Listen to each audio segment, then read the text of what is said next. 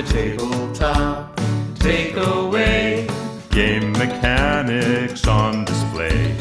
3 designers share the stage. Pick a genre and we'll play. The tabletop takeaway. Welcome back to the Tabletop Takeaway. I'm Charlie McCarran. I'm Trevor Muller-Hagel. And I'm Ananda Gunaratna. And we are starting a new series on worker placement games. And for this first one, I picked Architects of the West Kingdom. It's I'd say newish worker placement game. Probably in the, 10 years old, something like that. What's new? What's old anymore? Yeah. But I think worker placement games have been around for quite a while. Do you guys know what the first one might be? The first one I was aware of was Agricola. Yeah. But that was like 2011, 2012. I think the first one... Yeah, I'm not sure. Lords of Waterdeep was also pretty early. Well, we'll do some more research for our wrap-up episode and tell you. So anyways, back to Architects of the West Kingdom. So this one, like many worker placement games, has a central board with lots of spaces where you can place your worker meeples. And this game in particular you start with around, I believe, 20 workers, which is quite a lot. Yeah. But the kind of fun twist in this one is that you're going to end up placing multiple workers on the same locations. So just the setting here is that you're in an old medieval type town where you're building a cathedral, you're gaining money and goods, and building your own building cards. But there's also this kind of underlying seediness to the game where you can go to the black market. And also, the cool thing about it is, so you're placing workers, unlike other worker placement games where there's one spot for a worker per action. Most of the action spaces can have any number of workers there. And you kind of get a bonus if you have more of your own worker there already.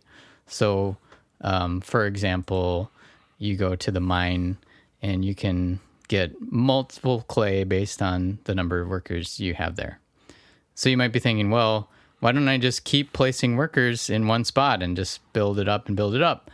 Well, that's where the other cool twist happens is someone can go to the city center and basically hire like some, I don't know thematically what guards they are, but some guards to go around and collect. Snitch on them. Yep. To capture other players' workers once they've built up to a certain amount. So that serves as both like stopping someone from getting too carried away on one of the bonuses, and then you can use the captured workers to deliver them to the guardhouse, which then you get some money for delivering the hooligans to the guardhouse. Yeah, there's a lot more I could go into in depth, but those are kind of the highlights. There's also some worker spaces that the workers have to stay there, namely the guild hall. So that's where you place a worker and it's stuck there for the rest of the game. And that's kind of like accelerating towards the end of the game. Once that fills up, the game ends. And the guild hall is where you go to build buildings, which is also a major source of points in the game. And one last thing that I haven't talked about. So I mentioned there's like kind of varying levels of virtue and badness based on the actions you do. So if you go to the black market, your reputation goes down and you sort of get a bonus because you stop paying taxes. But you also get negative points and you can't build the cathedral because you're not worthy enough. Whereas if you don't trust you. Yeah. Whereas if you go up on the virtue track, you're going to get points at the end of the game. and you can't go to the black market anymore. So it's kind of a nice balancing act. Yeah. The game has, speaking of balancing acts, the game has a lot of systems that pull things back towards equilibrium. Yeah. I feel like only virtuous people pay taxes, of course, in this game. But when you're paying a lot of taxes, they're going on the tax stand, and then you can rob the tax stand for all that money. But robbing the tax stand brings your virtue down. So, like, if lots of people are being virtuous, there's a strong incentive to not be virtuous. And like, there obviously the way that, you know, if there's a lot of your guys in one spot, somebody's probably going to want to capture them. It sort of brings the game back towards not having so many guys in a spot, or like it's more efficient to turn in a bunch of captured people at once. But if you have too many captured people, the player who owns them is just going to go and pay to get them out. So like there's all these systems where it rewards escalation, but then there's other systems that bring it back into equilibrium, which is pretty cool. Yeah, I really loved how there was kind of a dynamic shift between not only like the workers out in the field, but you can get apprentices, which kind of create this engine that you build. And then the buildings can help you with either endgame scoring, getting resources, things like that. So you have these different things that both can be attained from the workshop. The more people you have going to the workshop increases your options that you have access to.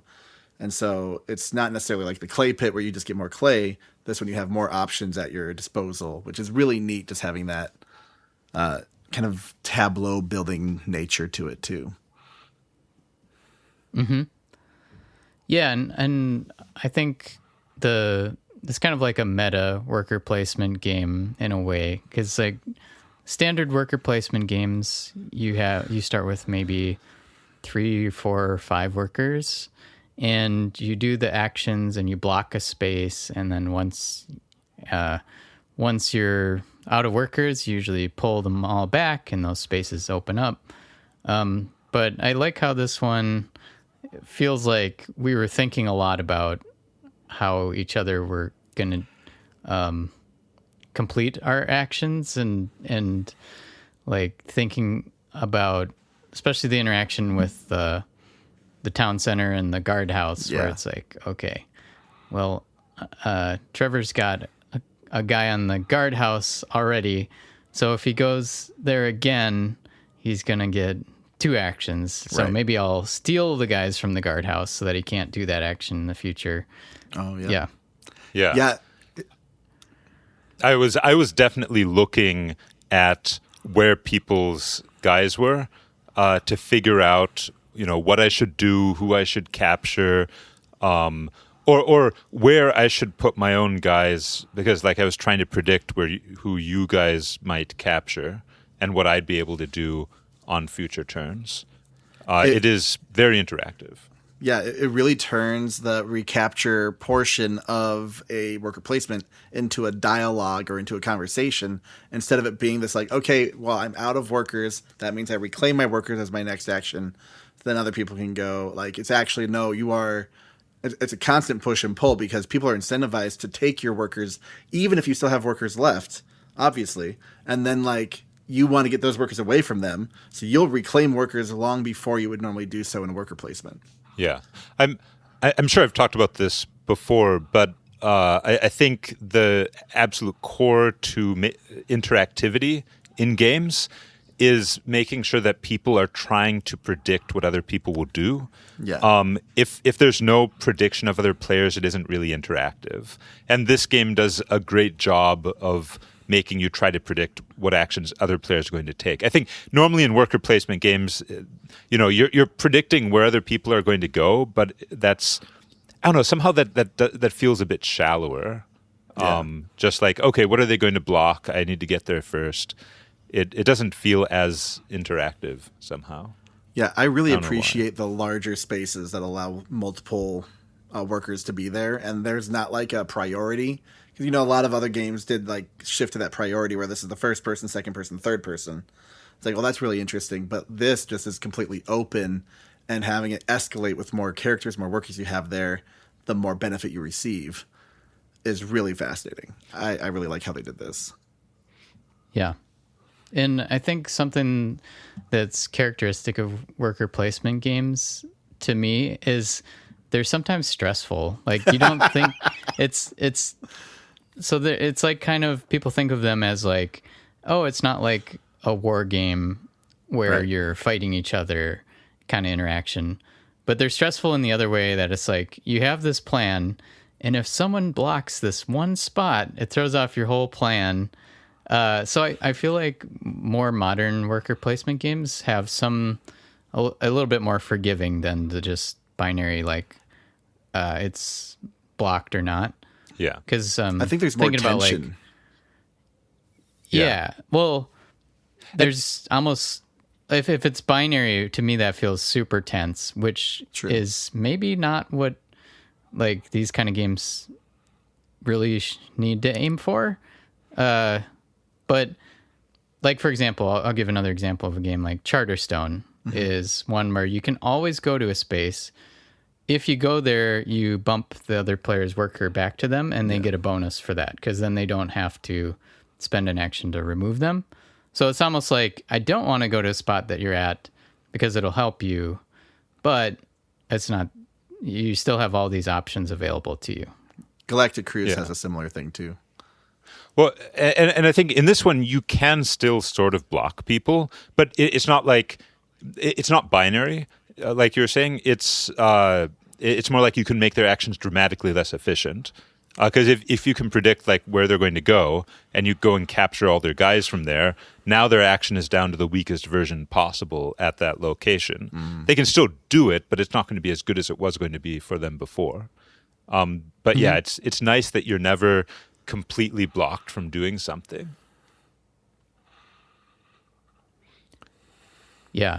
And the other thing that this has that's uncharacteristic of worker placement games is like starting with 20 workers, and you just because one of the big like heuristics in worker placement games is like, oh, I gotta build up to have more workers so that I can last longer without taking them back, that kind of thing. Yeah, that's one of the things I don't like about a lot of worker placement games, is that just feels like a very stale heuristic. Just get more workers.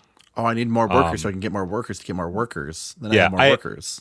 I always like seeing games, worker placement games, where there's some reason, either in this game you can't get more workers, of course, but in other games like I think Dune Imperium, there are circumstances where having more workers is not always better, and I just always like seeing that. And I appreciate like you're actually dwindling down your workers by sending them to the guild hall, so you're actually having fewer workers overall as the game goes on. And it actually goes the opposite direction. Yeah. Well, and also it doesn't really matter how many workers you have in this game unless you completely run out. And that just Like means you're not reclaiming them correctly, or there's a strategy thing that you weren't doing, because you always can get your workers back. Right. The number of workers normally is important because of efficiency in reclaiming them. Because if you have more, you can reclaim them all at the same time, and that saves you turns. But in this game, that's just not how it works. You don't.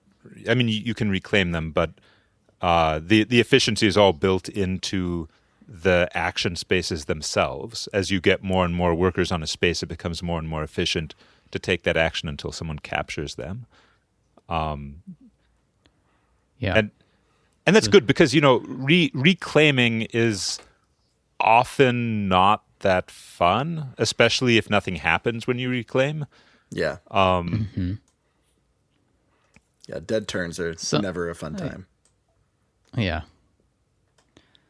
Something I was thinking about in this one that I think it's really like elegant how it works, that there's sometimes in worker placement games there might be extra actions you can do, like trade resources to get other resources.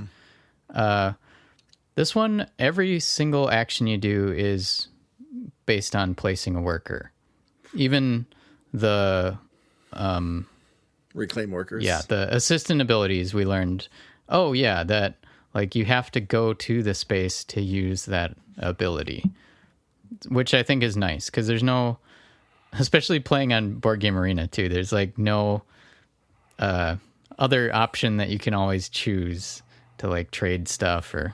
So I think that's kind of interesting, and maybe that's like a nice design goal. Can you make a game where you don't have any extraneous actions for people to think about? It's like, nope. You place Literally dude, that's every what they do. action is placed at the guy. Yeah. Yep. Yeah. Okay, so I think I have a takeaway, minor one maybe. I thought the tax system was pretty cool. I thought that was ingenious. Yeah. So basically, some of the actions on the board, to elaborate a little bit, have costs, and some of these costs are partially taxable coins and partially untaxable coins. I really like the way that, okay, you're paying this cost. Some of that payment is going into a place where someone can go and get all of the payment. It reminds me a little bit of Concordia, in that it has a similar Dutch auction feel to it. And a lot of things in this game are basically Dutch auctions. In fact, I think pretty much the whole game is just a bunch of little Dutch auctions all over the place, where you're building up better and better actions. Or, well, I guess you're building them up yourself. But anyway, but the tax system, I don't know, something feels really good about it. I think there are parts of it that could be simplified a little, like you could just tax one coin of everything if you want to make it simpler. But I also like that people of low virtue, I guess, don't have to pay taxes. I thought that was great. That is really cool. And there is a nice. I was talking about this earlier. There's a nice sort of push and pull between, if everyone's virtuous, then everyone pays a lot of taxes, which means it's more tempting to be unvirtuous and steal all the taxes. And then if you're more unvirtuous, you have to pay less taxes. It's like, well, why wouldn't I just do that? Yeah. But at the core of it, I like the idea that, okay, we're paying for costs and a little bit of our payment is going into a common pot that somebody can go and compete for. Mm-hmm. Yeah, it's interesting. I had a hard time really pegging the economy of the game for at least like the first half. I'm like, well, how much is a coin worth? How much should I be trying to get? All the different apprentices have different, abilities. Some are additive when you go somewhere. Some are specific actions, like bonus actions when you go somewhere. Some are just passive effects. When you do something, you get an extra thing. So it's really interesting how that really made it tough to know what the value of a single thing was. And then you realize like, oh, well, that's whatever value it is to me. I need to build these things. I need to do these things. That really becomes more of the value. And then obviously like gold and marble both have a victory point cost value at the end. So you do actually get victory points for those, but everything else is just resources. So yeah, I ended up with an engine that could just overproduce clay and stone, and then I didn't actually have a lot of use for those things. So it was kind of a fun little experiment to play around with. But yeah, I agree with Ananda on that tax thing, because having the red coins, which are tax coins, makes it really clear. Like, oh, if I'm really bad, then I can ignore 2 of those, and there's 3 for this ability. That's pretty great, and they have a lot of fun little combos strewn out in there too. Yeah, it's a cool game. And that makes me think of Ananda's theory about side effects too. Mm-hmm. Like you saying you overproduce clay. Well, then that's like a new challenge for you to.